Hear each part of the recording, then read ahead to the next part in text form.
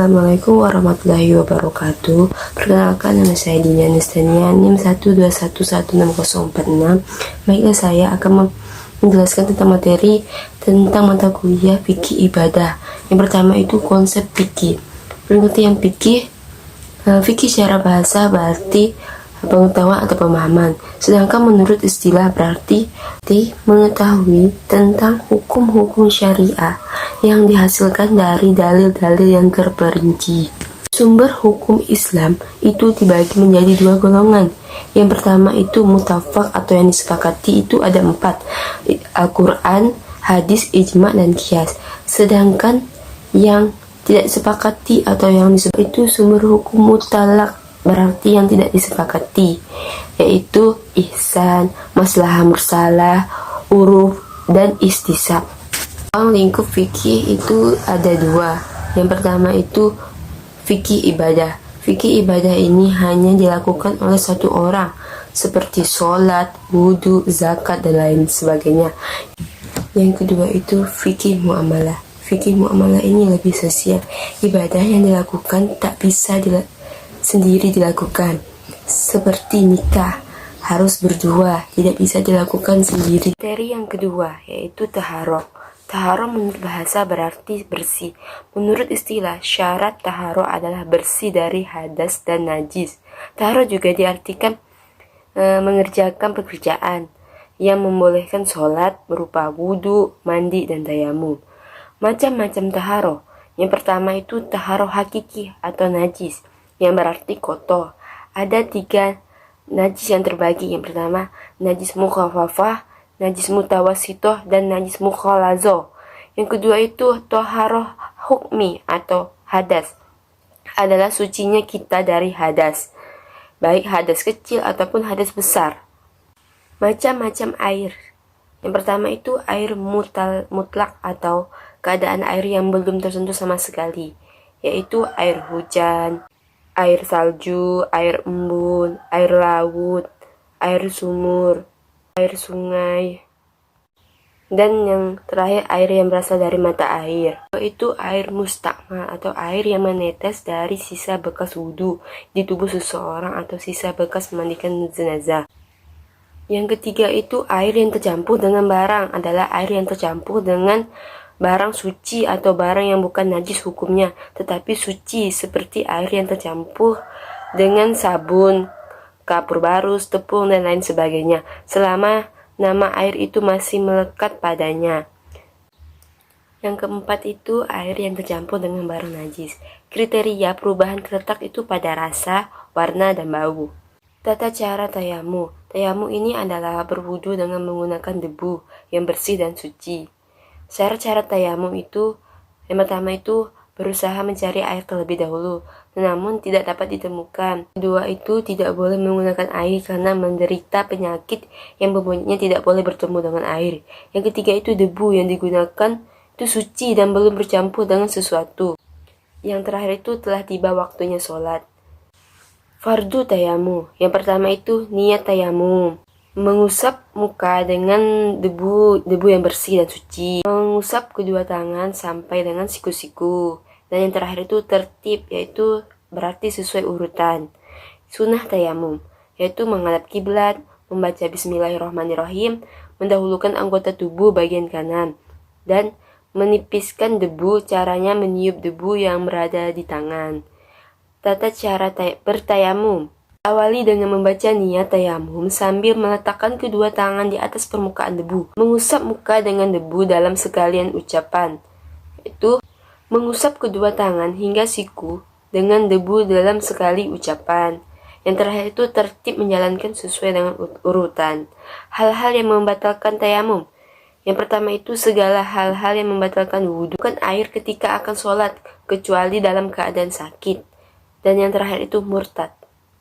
Dan materi yang ketiga itu tata cara wudhu, mandi wajib, dan praktek taharoh. Yang A, pengertian wudhu. Wudhu ini merupakan salah satu di antara untuk menghilangkan hadas, ini hadas kecil. Wudhu ini biasanya dilakukan sebelum ibadah yang mengharuskan adanya kebersihan dan kesucian dari hadas kecil bagi yang melakukan ibadah tersebut, seperti contohnya sholat. Cara wudhu. Yang pertama itu membaca bismillah, membersihkan mulut dengan berkumur-kumur, membersihkan hidung, membasuh muka, membaca niat wudhu, membersihkan tangan dari ujung jari sampai siku-siku yang dimulai dari kanan dulu, kemudian kiri, yaitu mengusap kepala, membasuh dua telinga, membersihkan kaki kanan dari ujung kaki sampai mata kaki, dan selanjutnya dilanjutkan sebelah kiri. Mandi wajib. Pengertian mandi wajib. Mandi wajib ini merupakan kegiatan membersihkan diri dari hadas besar agar tubuh kembali suci lagi. Kita memulai untuk mandi wajib itu keluarnya air mani, hubungan seksual, haid, melahirkan, nifas, hingga meninggal. Tata cara mandi wajib itu membaca niat, cuci atau basuh kedua tangan sebanyak 3 kali, bersihkan kemaluan dan bagian tubuh lain yang dianggap kotor atau tersembunyinya menggunakan tangan kiri. Cuci kedua tangan, baik cukup dengan bilasan air atau dengan sabun. Lanjutkan dengan berwudu. Basuh rambut dan kepala dengan jari-jari basah yang sudah dicelupkan ke air. Guyur kepala sebanyak 3 kali. Siram tubuh secara merata dengan mengguyurnya dari ujung rambut hingga ujung kaki. Niat mandi wajib setelah berhubungan intim, yaitu nawaitu ghusl li rafil hadasil akbar minal janabati fardhon lillahi ta'ala. Niat mandi wajib setelah haid dan nifas. Nawaitu ghusl li rafil hadasil akbar minan nifasi fardhon lillahi ta'ala. Yaitu selanjutnya materi keempat, yaitu tentang sholat dan hikmah sholat. Yang pertama itu pengertian sholat. Sholat itu berasal dari bahasa Arab, yaitu as-salah atau as-salawah, merupakan salah satu jenis ibadah dalam agama Islam yang dimulai dengan takbir dan diakhiri dengan salam. Secara bahasa, sholat ini berarti doa, karena sholat merupakan ibadah yang terdiri dari doa lebih lanjut lagi. Pengertian sholat adalah sebuah ibadah yang terdiri dari perkataan dan perbuatan yang sudah ditentukan, yang dimulai dari takbiratul ihram dan diakhiri dengan salam. Sholat itu mencegah perbuatan mungkar, melatih menjadi pribadi yang tangguh, mendidik menjadi pribadi yang disiplin, meninggikan derajat di mata Allah Subhanahu wa Ta'ala, membersihkan kesalahan dan dosa, meraih pertolongan dari Allah Subhanahu wa Ta'ala. Syarat sahnya sholat itu suci dari hadas dan najis, menutup aurat dengan pakaian yang bersih, mengetahui waktunya sholat. Macam-macam sholat yang disyariatkan. Yang pertama itu sholat wajib, air 5 kali, sehari semalam, yaitu dalam surah An-Nisa ayat 103. Yang kedua itu sholat Jumat, yaitu wajib yang dilakukan oleh laki-laki, dalam surah Al-Jumu'ah ayat 9. Yang ketiga itu sholat berjamaah. Yang keempat itu sholat Idul Fitri dan sholat Idul Adha. Yang kelima itu sholat jenazah. Yang keenam itu sholat sunnah. Beberapa pengertian yang mengenai sholat. Yang pertama itu sholat wajib itu harus dikerjakan oleh setiap muslim. Yang kedua itu sholat yang diwajibkan oleh kaum laki-laki yang sudah balik dan berakal. Yang ketiga itu sholat yang dilakukan oleh satu orang atau lebih, yang salah satunya itu menjadi imam dan yang lainnya itu menjadi makmum. Yang keempat itu sholat sunnah yang dikuatkan yang dilakukan pada tanggal 1 Syawal dan 10 Dzulhijjah. Yang kelima itu sholat sunnah muakkad yang wajib dikerjakan bagi setiap muslim dalam bertakjiah. Yang keenam itu semua sholat sunnah yang dituntut oleh Nabi Muhammad SAW. Materi yang kelima yaitu keutamaan sholat berjamaah, rawatib, dan sholat jenazah. Yang pertama itu sholat jamaah. Secara bahasa, jamaah ini berarti kumpulan atau bersama-sama. Sedangkan secara istilah, sholat jamaah ini berarti sholat yang dilaksanakan secara bersama-sama oleh 2 orang atau lebih. Salah satunya itu menjadi imam dan yang lainnya itu menjadi makmum. Sholat berjamaah ini hukumnya sunnah muakkad. Ketika kita melaksanakan sholat berjamaah, pahala yang didapatkan itu akan lebih besar. Bahkan nilai pahalanya dari 25 sampai 27 derajat. Hal ini sesuai dengan penjelasan hadis dari Umar radhiyallahu anha. Rasulullah SAW bersabda, sholat berjamaah lebih afdal daripada sholat sendirian sebanyak 27 kali. Hadis riwayat Bukhari dan Muslim. Pahala yang dari keutamaan sholat berjamaah yaitu pahalanya yang berlipat, didoakan oleh malaikat, terhindar dari sifat munafik, diampuni dosanya, menghindari diri dari siksaan kubur, dan mendapatkan hikmah yang lebih besar. Yang kedua itu sholat sunnah rawatib. Sholat sunnah rawatib ini adalah sholat yang mengiringi sholat fardu.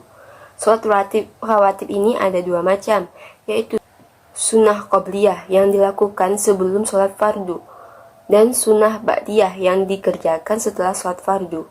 Sholat yang ini dikerjakan secara mufarid atau tidak secara berjamaah. Yang termasuk sholat sunnah rawatib menurut kesepakatan para ulama, yang pertama itu 4 rakaat sebelum sholat subuh, 2 rakaat sebelum sholat zuhur, 2 rakaat sesudah sholat zuhur, 2 rakaat sesudah sholat maghrib, dan yang terakhir itu 2 rakaat sesudah sholat isya.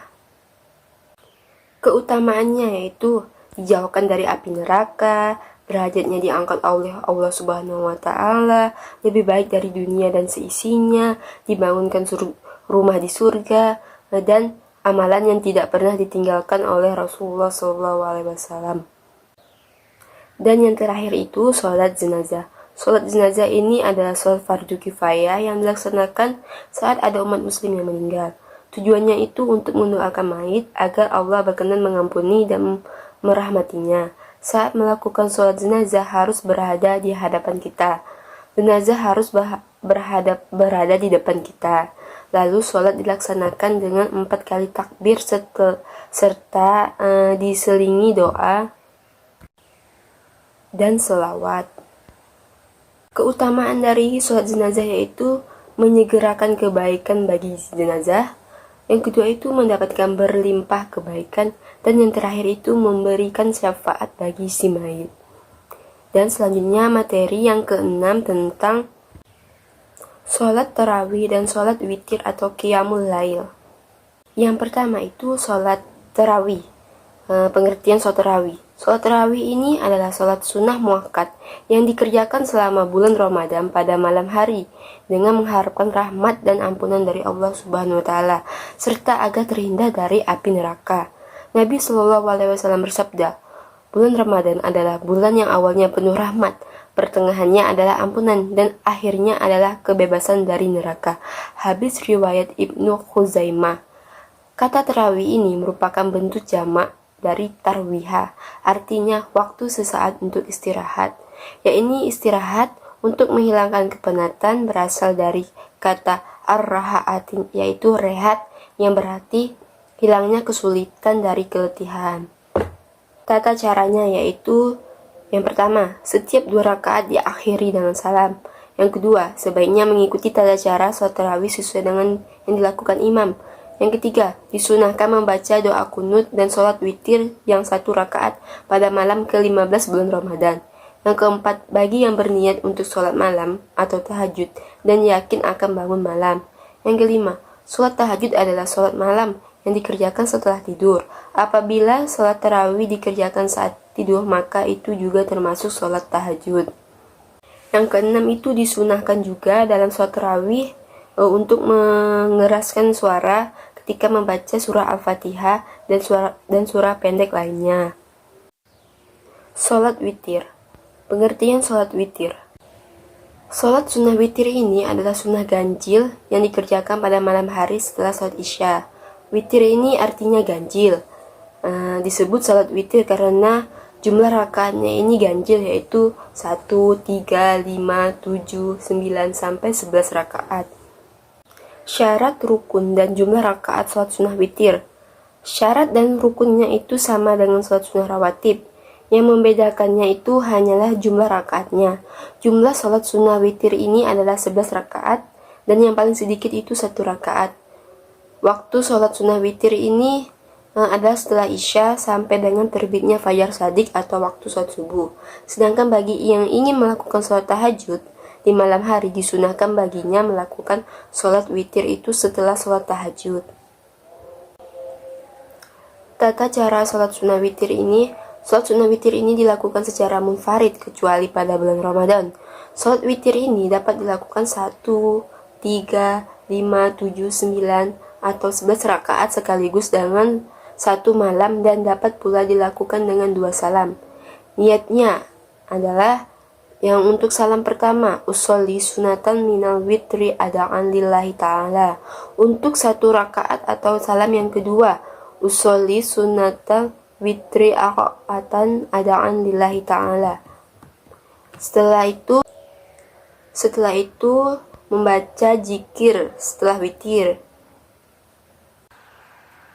Materi selanjutnya yaitu sholat gerhana dan sholat duha. Yang pertama itu pengertian sholat. Sholat adalah ibadah yang terdiri dari perkataan dan perbuatan tertentu yang dimulai dengan takbir dan diakhiri dengan salam. Sholat sunnah gerhana.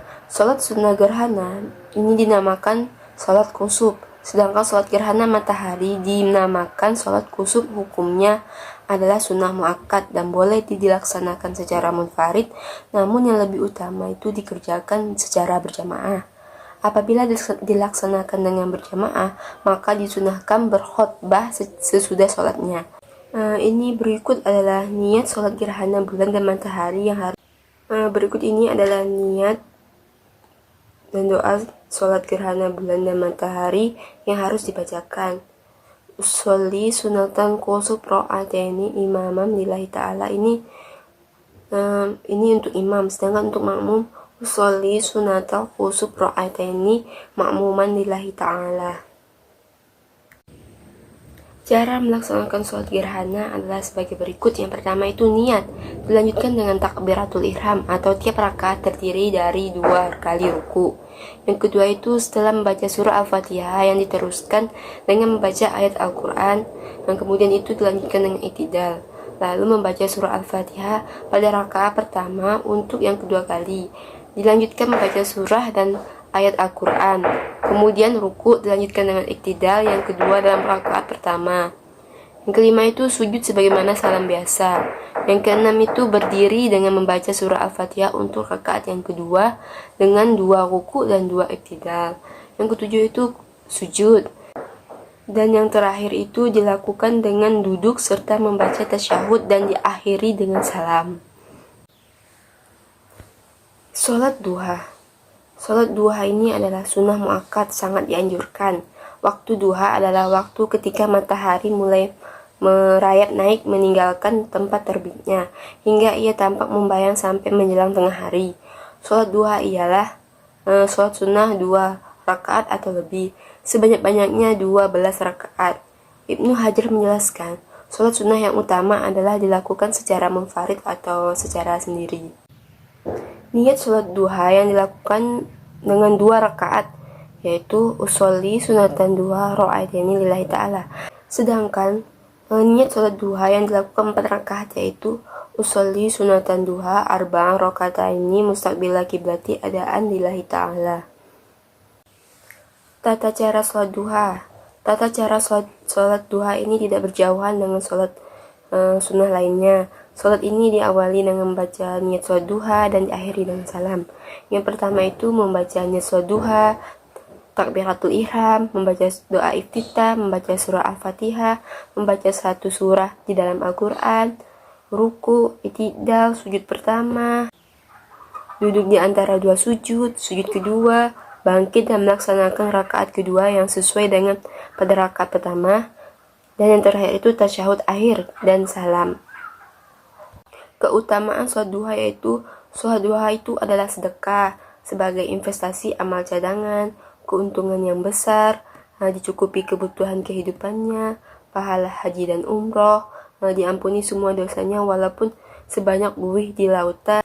Dan materi yang terakhir yaitu sholat jenazah dan cara merawat jenazah. Pengertian sholat jenazah. Sholat jenazah ini merupakan salah satu praktik ibadah yang dilakukan umat muslim jika ada muslim lainnya yang meninggal dunia. Hukum melakukan sholat jenazah ini adalah fardu kifayah. Artinya apabila kaum muslim telah melaksanakan pengurus jenazah yang meninggal dunia, maka berarti apabila kaum muslimin telah melaksanakan pengurusan jenazah yang meninggal dunia, maka tidak ada lagi kewajiban kaum muslim lainnya untuk melaksanakan pengurusan jenazah tersebut.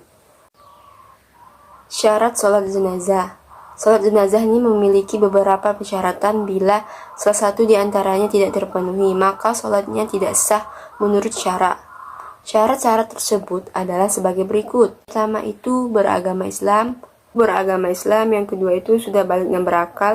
Yang ketiga itu suci dari hadas dan najis. Yang keempat itu suci anggota seluruh badan, pakaian, dan tempat.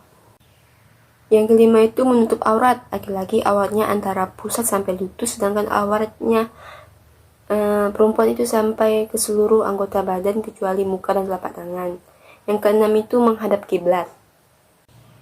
Cara sholat jenazah. Yang pertama itu niat melaksanakan sholat jenazah. Doakan jenazah ini 4 takbir kecukupan fardu di hadapan Allah. Yang kedua itu berdiri bagi yang mampu. Yang keempat itu membaca surah Al-Fatihah yang dilanjutkan dengan takbir yang kedua. Yang kelima itu membaca selawat atas Nabi Muhammad SAW yang dilanjutkan dengan takbir yang ketiga. Yang keenam itu mendoakan jenazah atau dilanjutkan dengan takbir keempat. Yang ketujuh itu membaca doa setelah takbir keempat. Dan yang kedelapan itu mengucapkan salam. Tata cara merawat jenazah. Setiap umat Islam itu perlu mengetahui karena dalam Al-Quran Allah Subhanahu wa Ta'ala berfirman bahwa setiap orang yang bernyawa pasti akan merasakan kematian, yang sebagaimana telah ada dalam Quran surah Ali Imran ayat 185. Tata cara mengurus jenazah dalam Islam ini dikutip dari buku Pembinaan Keahlian Perawatan Jenazah bagi Mujahizah, terbitlah Pilar Nusantara. Tata cara mengurus jenazah dari memandikan sampai menguburkan adalah sebagai berikut. Memandikan jenazah ini hukumnya memandikan jenazah atau mayat yang beragama Islam adalah wajib dan pelaksanaannya fardu kifayah. Namun bila seseorang telah melaksanakannya, maka terlepaslah kewajibannya tersebut.